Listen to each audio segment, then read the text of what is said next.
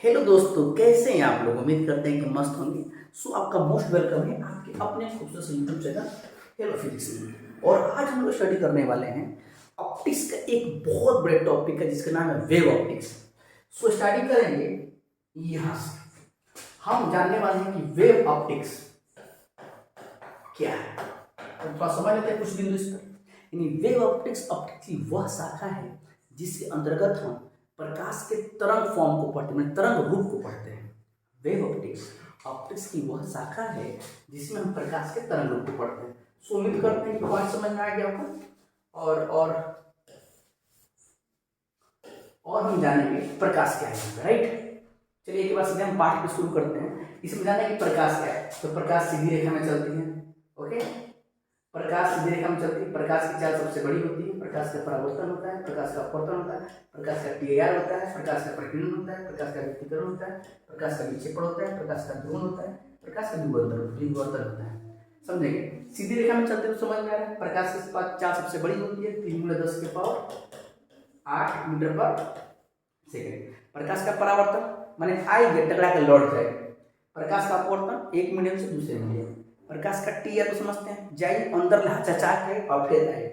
प्रकाश का परिकिरण फैल जाना। प्रकाश का व्यतिकरण मिलने के बाद सर वहाँ अंधार या उजाला होता है, जैसे कि पानी के साबुन के बुला का चमकना है। वर्ण विक्षेपण एक प्रकाश बेटे 7 हो पाएंगे। प्रकाश का ध्रुवण प्रकाश के भाग को छितरा जाना। प्रकाश का विवर्तन ये भी होता है जिसके कारण जो अंतरिक्ष या मैंने किसी प्रकाश के कोर पे प्रकाश का मुड़ना प्रकाश का विवर्तन कहलाता है। ओके, फिर देखिए ये जब बात हो गया, मैंने ये बात की बात है, ये हमने बता दिया प्रकाश की विशेषता क्या है। इस पर लेके 2 महान साइंटिस्टों में युद्ध हुआ था। आप नाम सुन के चौंक जाएंगे मेरे भाई। उसमें थे न्यूटन साहब जो आए थे 1675 में। आए थे, मैंने जन्मे नहीं थे।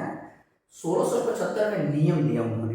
ये माना कि प्रकाश जो है ना सर एक्चुअल में है एक कण। प्रकाश एक कण है, तो बोलेंगे देखिए प्रकाश सीधी रेखा में चलती है। प्रकाश की चाल जो है, प्रकाश की चाल सबसे बड़ी चाल होती है। प्रकाश का परावर्तन होता है, प्रकाश का अपवर्तन होता है, प्रकाश का TIR होता है, प्रकाश का परिकिरण होता है, प्रकाश का व्यतिकरण होता है, प्रकाश का वर्ण नहीं मतलब कि प्रकाश का व्यतिकरण नहीं होता है, ये गलत है। प्रकाश का वर्ण विक्षेपण होता है, ये बोले थे। फिर बात समझ लेंगे न्यूटन साहब ने क्या बोले थे। प्रकाश सीधी रेखा में चलती है, निर्वात में चाल सबसे ज्यादा होती है। प्रकाश का परावर्तन होता है, प्रकाश का अपवर्तन होता है, प्रकाश का TIR होता है, प्रकाश का परिकिरण होता है, प्रकाश का वर्ण विक्षेपण होता है। यानी ये सारी घटनाएं न्यूटन के अकॉर्डिंग थी। लेकिन न्यूटन को इस बात का था कि न्यूटन को फादर ऑफ फिजिक्स कहा जाता था। न्यूटन अपने आप में बहुत बड़ा व्यक्ति था, वो किसी की बातों को लेता नहीं था। अब ऐसे कंडीशन में क्या हुआ कि इनका नियम जो आगे चल के असफल हो गया। ओवर कॉन्फिडेंस न्यूटन साहब को खा गया। इसमें क्या था कि न्यूटन साहब का नियम है प्रकाश के व्यतिकरण की व्याख्या नहीं कर पा रहा था, प्रकाश के ध्रुवण की व्याख्या नहीं कर पा रहा था, और प्रकाश के विवर्तन की व्याख्या नहीं कर पा रहा था। एक्चुअल मायने में बात करें तो प्रकाश एक तरंग है, एक कण है, इसका इन्होंने अभी तक नहीं किया गया। प्रकाश को किसी ने कण के मान के बनाया, किसी को तरंग को मान के बनाया। हम लोग इस चीज़ का अध्ययन कर रहे हैं। आप फ्यूचर में आगे बढ़े, आप पता लगे और जरूर इसके बारे में, राइट। तो ये 3 चीजें बोलते हैं कि न्यूटन का कणिका सिद्धांत असफल क्यों हो गया, अरे फेल क्यों हो गया। तो फेल होने का 3 रीजन, प्रकाश का व्यतिकरण, प्रकाश का ध्रुवण और प्रकाश का विवर्तन। 3 चीज, प्रकाश का व्यतिकरण, प्रकाश का ध्रुवण और प्रकाश का विवर्तन। ये रहा असफल। जैसे ही असफल हुए ना, एक और साइंटिस्ट है, समझेंगे आप, उनका नाम था हाइजेंस। हाइजेंस, इनका पेट के पानी पच नहीं रहा था हाइजेंस को। हाइजेंस बोला ना, पहुंचा न्यूटन के पास, बोला कि ए न्यूटन चाचा, आपने जो नियम दिया है बिल्कुल सत्य बात है, कहीं गलत नहीं है, लेकिन इसमें कुछ चेंजिंग करने की जरूरत है। न्यूटन बोले का है भैया। तो हाइजेंस बोले कि प्रकाश एक्चुअल में कण नहीं है, प्रकाश इज अ वेव। आप समझिएगा, यहीं से आता है वेव ऑप्टिक्स। प्रकाश एक तरंग है, लेकिन तरंग में कौन तरंग है तो भैया जानेंगे हम यहाँ। बोले कि प्रकाश तरंग है, तरंग में है अनुदैर्ध्य तरंग। अनुदैर्ध्य तरंग, ये जैसे भैया नाम सुने ना झटका में पड़ गए न्यूटन साहब। अब मार लपेटने लगा हाइजेंस साहब, प्रकाश एक अनुदैर्ध्य तरंग है। प्रकाश के गमन के लिए प्रकाश के गमन के लिए जो मीडियम है उसका नाम है ईथर। तो नाम सुने होंगे ROR, ट्रिपल R नहीं भैया, ROR, ईथर। ईथर जो है ना, इसका जो घनत्व तो होता है कम, लेकिन प्रत्यास्थता होती है बहुत ज्यादा। प्रत्यास्थता होती है बहुत ज्यादा, घनत्व तो होता है कम, प्रत्यास्थता होती है ज्यादा। नाम क्या है भैया? ईथर। तो डाउट किसी को? अब देखिए, जैसे ये बात इनको कंफर्म हुआ ना जी, ये बात अब मार लगा हाइगेंस कूदने, बाप रे, बोला कि ईथर में पूरा यूनिवर्स में फैला हुआ, मार लूट लेना है, मार लूट लेना है। लेकिन ये सब नियम हो गया। फिर इसे एकरे चेले कहा था, एक दूगो चेला था सब हाइगेंस का। हाँ देखेंगे, एगो का नाम था यंग, एगो का नाम था फ्रेनल। ये दोनों चेला ना हाइगेंस के लैब में एंट्री कर गया था। हमारा दो गो नहीं दिए, बोला कि भैया एगो यंग था, एगो हाइगेंस, ये फ्रेनल था। ये दोनों ने मिला के 4-5 साल के बाद फिर पहुंचा हाइगेंस के पास। बोला ना, ए चाचा हाइगन, तू कहता है कि प्रकाश तरंग है, तरंगों में कौन तरंग है? अनुदैर्ध्य तरंग। तो गलत बात है, तरंग है। गुरुजी बात मानते हैं कि तरंग है, लेकिन ये अनुदैर्ध्य नहीं है। ये तरंगों के नाम है अनुप्रस्थ। कौन तरंग है जी?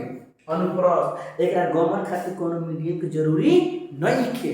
जैसे ही बात सुना हाइगेंस हार्ट अटैक आ गया, बाप रे बाप, बोला अरे इतना नियम हम खोज किए थे, इतना मस्त कर दिए थे न्यूटनवा का, हमारे चेहरा हमारे के नुकसान कर दिया सर। ये तरंग कौन था? अनुप्रस्थ। ये बात सुन के हाइगेंस को रहा नहीं गया। हाइगेंस की एक बहुत प्यारी साली थी, साली, नाना का नाम था वेव फ्रंट, राइट? साली थी यही में जो भैया ना आजा ऊपर आवा हो, और यंगवा का शादी हुआ था, फिर नलवा का शादी नहीं हुआ था। मार एक्सपेरिमेंट खातिर खोज रहा था, आई पहुंचा हाइगेंस के पास, तो कौन मिली रास्ते? शादी कर लिया, किससे? वेव फ्रंट से। शादी करने के बाद 3 गो बच्चा हुआ जी। एक का नाम है गोलका, मैंने गोलीय, बोलते गोलीय तरंगाग्र, और एक का नाम है बेलनाकार तरंगाग्र, और तीसरा का नाम है समतलाकार तरंगाग्र। सगरों में वेव फ्रंट जोड़ देंगे आप लोग बाबू, परिभाषा सुनिएगा। जो वेव फ्रंट था ना, ये बोला ना भाई फेनरवा लेकर आ गया, बोला कि ये वो है गोलका। समझने की ट्रिक समझिए, गोलका, लंका, चकुटका, 3 गो लड़का हुआ। यस, तो इसमें स्पेरिकल, इसमें जो प्रकाश का स्रोत बनता है ना, प्रकाश का स्रोत वो होता है बिंदु। क्या होता है जी? बिंदु। जब प्रकाश का स्रोत बिंदु हो तो गोलीय तरंगाग्र बनाता है। जब प्रकाश का स्रोत रेखीय होता है सर, रेखीय, बहुत कीमती पॉइंट है, जितना आसानी समझ रहे हैं आप, बहुत कीमती पॉइंट है सर। अगर रेखीय होता है तो बेलनाकार तरंगाग्र का निर्माण होता है। जब प्रकाश का स्रोत बिंदुवत को लेकिन इनफाइनाइट पॉइंट के लिए होता है, उसका नाम हो जाएगा समतलाकार तरंगाग्र। उम्मीद कर रहा है समझ में आ रहा होगा। लेकिन ये बात सुन के ना हाइगेंस माना नहीं, क्योंकि हाइगेंस का सब बर्बाद हो गया ना हो, मान न्यूटन का टक्कर दिया था, तरंग का सिद्धांत दिया, सारा सिद्धांत इसी के नाम पर। एक साली को लेकर भाग गया, कौन था? फ्रेनल वाला, है कि नहीं? फ्रेनल लेकर भाग गया, है ना? फ्रेनल लेकर भाग गया, फ्रेनल, लेकिन हाइगेंस को रहा नहीं गया। ईमार फिर अप्लाई किया वेव फ्रंट से, और फिर दे दिया द्वितीय तरीके का सिद्धांत, जिसको अभी तक मान के हम लोग पढ़ते हैं।